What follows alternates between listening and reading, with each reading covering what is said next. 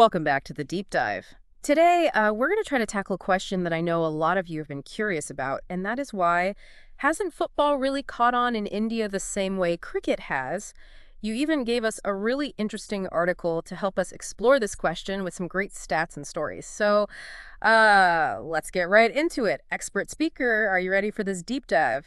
Absolutely. It's a puzzle for sure with a lot of pieces, but we'll see if we can put them together and figure out why cricket is king in India. Okay, well, the article jumps right in and it talks about this idea that cricket in India, it's more than just a game, right? It's like Yeah. practically part of the culture of the country. It's like a religion and a family tradition and even like a Bollywood drama all rolled into one. Yeah, that's a really key point. Cricket isn't just about entertainment, right? It's a shared experience that brings people together. It connects generations. I mean, think about it. Even the slow, deliberate pace of a test match really lends itself to this multi-generational bonding. Families, they get together, they share snacks, they talk about the game. It's a ritual as much as a sport. And the article does a great job of really making that vivid, describing like families during IPL season. You can just picture, the uncle yelling at the TV and the cousins making bets and even grandma like weighing in on the latest controversy. Oh, exactly. And that shared experience goes way beyond just families. It's community-wide.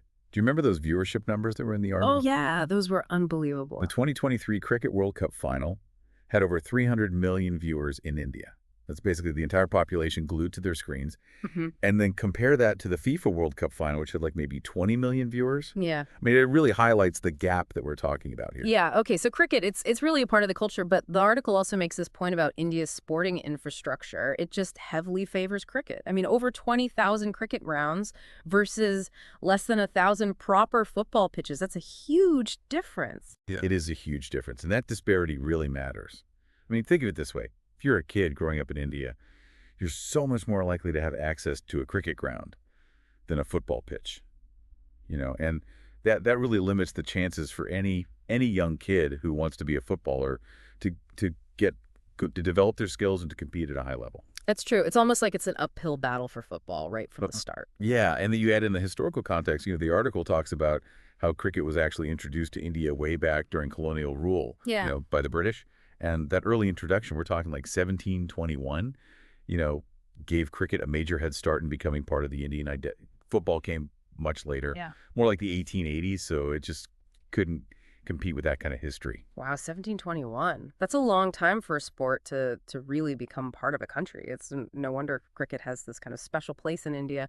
But that raises another question for me. The article also mentions media coverage, how it really focuses on cricket. Is that just because of this like historical momentum, or is there something else going on there? I think it's definitely more than just history. Media coverage acts like a multiplier. It really amplifies cricket's dominance. Think about the kind of attention that cricket gets in the Indian media. It's constant. You have the pre-match analysis, the post-match analysis, dramatic replays, celebrity endorsements. I mean, it's just this nonstop stream of cricket content. It's everywhere, and it makes me wonder, like, even if a young footballer in India scores this amazing goal, does it even get noticed with all the cricket stuff going on? Yeah, that's a really good question. The article touches on that with some numbers, too. Yeah. The difference in ad revenue between the IPL and football. The IPL brought in over $1.2 billion in 2023, and football struggles to get even a fraction of that kind of money, and that financial power that translates to more airtime, more marketing, more visibility. So it's this cycle where cricket's popularity just keeps feeding its media presence, and that just makes it even stronger. Yeah. Yeah, it's a tough cycle to break, for sure. So we've got this, this really powerful combination working in cricket's favor, the culture, the infrastructure, the history, the media. But what about the people in India who do like football? The article talks about how football actually does have some decent following in certain parts of the country, especially in places like West Bengal, Goa, Kerala. What makes these places different? Well, it's interesting, right? Each of these states, they have their own unique story when it comes to football. Yes. West Bengal, for instance, has a really long and rich history with the sport going all the way back to British rule. Kolkata especially is like a hotbed for football. Yeah. They have those iconic clubs, Mohun Bagan and East Bengal, and their rivalry goes back over a century. Oh, yeah, I've heard of those clubs. Those matches are legendary. They draw huge crowds, and people are so passionate. It's almost like you see with cricket, so history definitely plays a part there. What about Goa and Kerala? Well, Goa's football culture is really tied to its Portuguese colonial past. Total football was introduced there during that era, and it really stuck around kind of like how cricket spread through British influence. Even today, you see kids playing football on the beaches and, Mm. in their communities. It's like they're keeping that tradition alive. It's like different colonial influences really shaped the sporting landscape in some interesting ways, huh? What about Kerala? What's fueling their love for football? Well, Kerala is a little different. History plays a role for sure, but their passion for football seems to be driven by a few different things. One Mm. thing is there's greater exposure to the European leagues there through television, so fans can really connect with those global stars and see that high level of competition. That makes sense. I mean, watching someone like Messi or Ronaldo, doing their thing on the pitch can make anyone fall in love with football. Exactly. And Kerala also has really strong network of local clubs, which gives young players those opportunities to train and compete and develop their skills. Hmm. It's like a grassroots ecosystem that's really nurturing talent and keeping that passion for football alive. Okay, so you have these pockets of football enthusiasm, but the overall picture still shows cricket dominating the scene. The article does mention the Indian Super League, which launched back in 2014, and its goal was to really try to raise football's profile in India. Has it made a difference? Hmm, that's a tough one to answer. I think the ISL has brought some positive changes for Hmm. sure. It's attracted some big name players. It generated some excitement early on, and it's given a platform for Indian players to show what they can do, Yeah. you know? But it's still like a David versus a Goliath situation, right? I mean, going up against a giant like IPL, that's not easy. No, it's not. Yeah. The IPL has had decades to build its fan base, to create that whole marketing machine and get that Yeah. financial backing. The ISL is still trying to catch up in a world where cricket is already so deeply rooted. So, what needs to happen for football to really, get a foothold and reach more people in India? Can it ever really challenge cricket? I don't think it's impossible, but it'll take a Okay. lot of work on multiple fronts. Yeah. First and foremost, we need to address that infrastructure gap. We need more good quality football pitches and training facilities, Mhm. academies at the local level. That's where you build that foundation, and Mm. nurture talent and get kids excited about the game. It's about building for the long term, not just like a quick burst of excitement. Exactly. And along with infrastructure, we need to really rethink how football is presented in the media. Mm. More coverage of local matches, highlighting Indian players, showing the excitement of the game. I think that could go a long way in attracting new fans and changing how people see football. It's like you need to change the story, move away from this idea that football is this foreign sport and really make it part of the Indian sporting landscape. Yeah, exactly. And, this might sound a little out there, but let's not forget Bollywood. I mean, imagine a huge blockbuster film about an Indian footballer, Yeah. going from nothing to becoming a star, overcoming all these challenges and, achieving greatness on the world stage. Something like that could really spark a passion for football in millions of people. That's a really cool idea. Bollywood has so much influence in India. A good football film could really be a game changer, especially for the younger generation.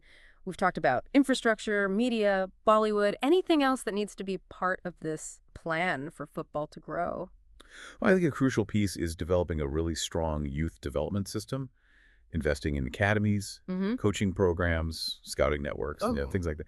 That's how you build a pipeline of talented Indian players Mm-hmm. who can compete at the top level. So it's about having that long-term vision and commitment. It's about building that culture of, football excellence from the ground up. It's about creating an environment where these young athletes, they see a real future in football, where they have the resources and the support to get better, to hone their skills and chase their dreams. This deep dive is really giving me a new perspective on how things work in Indian sports. We've gone deeper than just, the surface level stuff. We looked at history and culture and economics and even how the media plays a role. Absolutely. Sports, they often reflect the society they're in.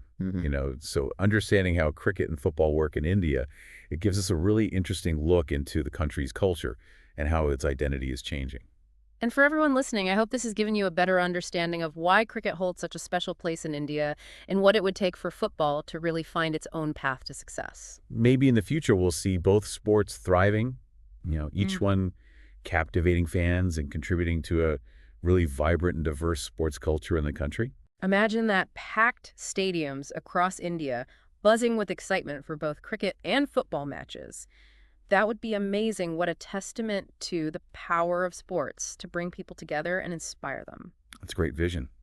One where the energy of the crowd goes beyond any single sport and it becomes this celebration of athleticism and competition and national pride. It sounds like, if you have that grassroots development and the media gets behind it and maybe even a little Bollywood magic, that could really help football grow.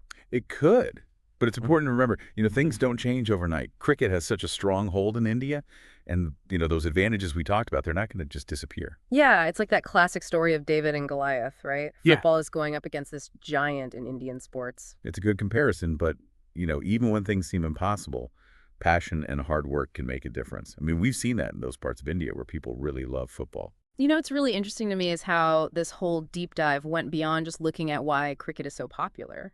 It showed us how complex the world of sports is in India and how it connects to history and culture and the economy, even how the media works. That's true. Sports, they often reflect the society they're a part of.